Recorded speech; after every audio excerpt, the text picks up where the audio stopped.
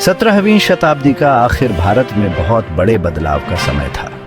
बादशाह औरंगजेब के राज्य में शक्तिशाली मुगल साम्राज्य पूरे भारत में फैल चुका था, लेकिन इस विशाल साम्राज्य के किनारों पर एक नई ताकत धीरे धीरे पांव पसार रही थी, ब्रिटिश ईस्ट इंडिया कंपनी। शुरू में सिर्फ व्यापारी कंपनी के इरादे अब सिर्फ व्यापार से बढ़कर हो गए थे। उन्हें पावर और राज चाहिए था और उनकी इसी लालच ने एक ऐसे युद्ध को जन्म दिया जो मुगल सत्ता की नींव हिला देगा, चाइल्ड्स वॉर। इस युद्ध के बीच कंपनी के बढ़ते अहंकार और मुगल सत्ता के लिए अवमानना में बोए गए थे। इंग्लिश क्राउन से मिले अपने खास अधिकारों के कारण वो बिना किसी डर के काम करने लगे थे। कंपनी ने अपने व्यापारिक चौकियों को किलों में बदल दिया, स्थानीय व्यापारियों पर जबरदस्ती टैक्स लगाने लगे और मुगल सूबों के मामलों में दखल देने लगे। ये हरकतें बादशाह औरंगजेब की नजरों से बच नहीं सकी, जो अपनी मजबूत इच्छा शक्ति और मुगल वर्चस्व के प्रति अटूट निष्ठा के लिए जाने जाते थे। आखिरकार 1686 में सर जोसाया चाइल्ड के नेतृत्व में कंपनी ने कई उकसाने वाले काम किए। उन्होंने मुगल जहाजों पर हमला किया, सूरत के महत्वपूर्ण बंदरगाह को बंद कर दिया और यहाँ तक कि मुंबई शहर पर भी हमला कर दिया। ये आक्रामक कार्य, जो घमंड और लालच के मिश्रण से प्रेरित थे, सीधे तौर पर औरंगजेब की सत्ता को चुनौती थे। मुगल बादशाह इस अपमान से क्रोधित होकर इस नई कंपनी को सबक सिखाने का फैसला किया जिसे वो कभी नहीं भूलेंगे। चाइल्ड्स वॉर शुरू हो चुका था। अपने चरम पर मुगल साम्राज्य एक ऐसी ताकत थी जिसे टकराना आसान नहीं था। उसकी विशाल सेनाएं, जो अपने अनुशासन और क्रूरता के लिए प्रसिद्ध थीं, मुगल सैन्य शक्ति का प्रमाण थीं। मुगल सेना एक विविध और दुर्जय बल थी, जिसमें घुड़सवार सेना, पैदल सेना और तोपखाने की इकाइयां शामिल थीं। उनके पास युद्ध के हाथी थे, जिनका आकार और ताकत दुश्मन की पंक्तियों को तोड़ने में सक्षम थी। मुगल घुड़सवार सेना, जो अपनी गति और युद्धाभ्यास के लिए प्रसिद्ध थी, खुले मैदान में बेजोड़ थी और उनका तोपखाना, हालांकि अपने यूरोपीय समकक्षों की तुलना में कम उन्नत था, फिर भी एक महत्वपूर्ण खतरा था।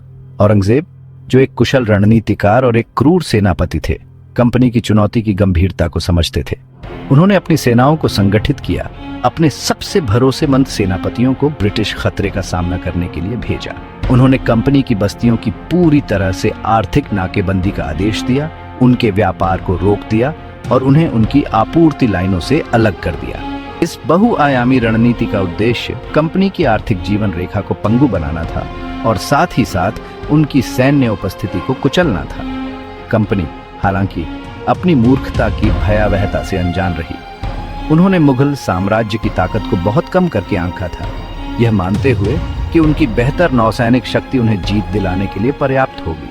उन्हें जल्द ही अपनी इस धारणा की मूर्खता का पता चलने वाला था। मुगल थल युद्ध के स्वामी उन पर अपना पूरा कहर बरपाने वाले थे।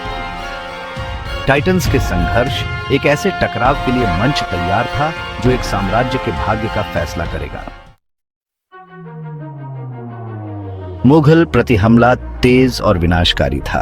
कुशल कमांडरों के नेतृत्व में मुगल सेनाओं ने कंपनी की तटीय बस्तियों पर कब्जा कर लिया, एक के बाद एक को आसानी से हरा दिया। कंपनी के किलेबंदी, जो नौसैनिक बमबारी का सामना करने के लिए बनाए गए थे, मुगल तोपखाने के हमले और उनकी पैदल सेना की दृढ़ता के आगे नाकाफी साबित हुए।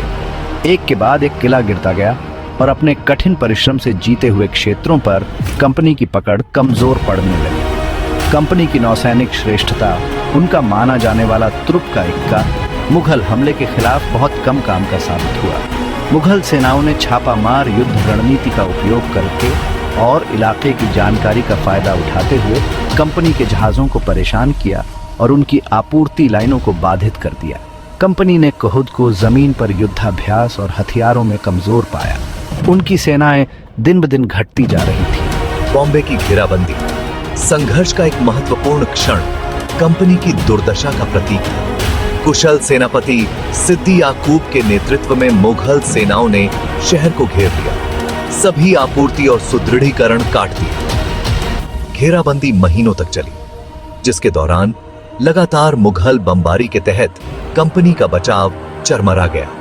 कभी गर्व करने वाली कंपनी की सेनाएं भूखी और मनोबल तोड़ चुकी थीं, उन्हें असहाय होकर देखने के लिए मजबूर होना पड़ा, क्योंकि उनका ग्यास उनकी मुट्ठी से फिसल गया था। जैसे ही मुघल फंदा कंपनी के गले में कसता गया, उनके नेतृत्व ने आखिरकार अपनी स्थिति की गंभीरता को समझा। अपने गिरते भाग्य को बचाने के लिए बेताब उन्होंने औरंगजेब की राजधानी में मुगल दरबार में दूत भेजे संघर्ष को समाप्त करने की मांग की। ये दूत, जो कभी शर्तें तय करने के आदी थे, अब खुद को मुगल बादशाह की दया पर पाया। मुगल दरबार में उनका आगमन अपमान का तमाशा था।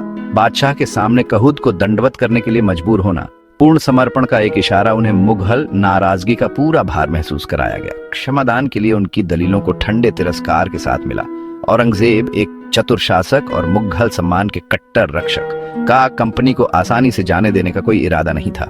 कंपनी के दूत अपने अहंकार से छीन लिए गए और विनती करने वाले बनकर रह गए। उन्हें बादशाह के क्रोध को सहन करने के लिए मजबूर होना पड़ा। औरंगजेब ने शक्ति के एक परिकलित प्रदर्शन में उन्हें हफ्तों तक प्रतीक्षा में रखा। दर्शकों के लिए उनकी दलीलों को बार बार अनसुना कर दिया। यह जानबूझकर किया गया। अपमान उनकी भावना को तोड़ने और उन्हें मुगल वर्चस्व को स्वीकार करने के लिए मजबूर करने की एक रणनीति थी।